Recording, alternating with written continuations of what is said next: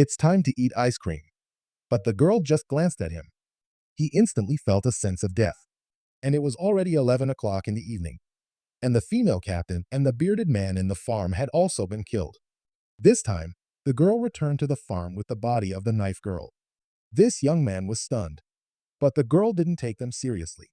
Her face and expression were like the black boss of Yan Yan.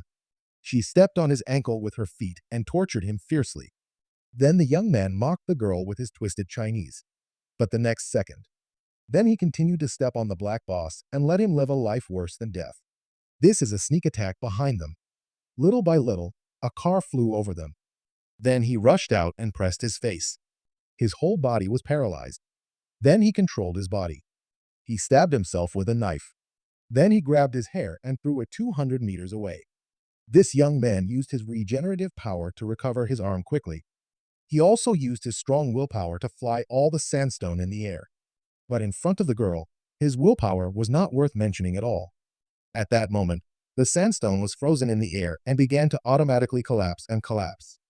The young man used the strength of milk to rush over the girl. Unexpectedly, he was also frozen in the air. He couldn't move at all. The girl's hand was lightly shaken. All the sandstone turned at high speed and rolled the young man into the air like a tornado. A strong ball of energy was formed. It was tightly wrapped. The speed was getting faster and faster. The energy was getting bigger and bigger. The young man began to twist and constantly pinched his body. Suddenly, a sharp knife hit the body of the ball. The young man died instantly. At this time, their leader saw this scene and was completely scared to pee. This was also the first time he was scared. He slowly retreated backwards but was stopped by a car.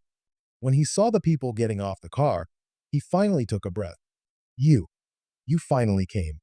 Sixth, it was a demoness, Jin Domai. The leader thought he had woken up.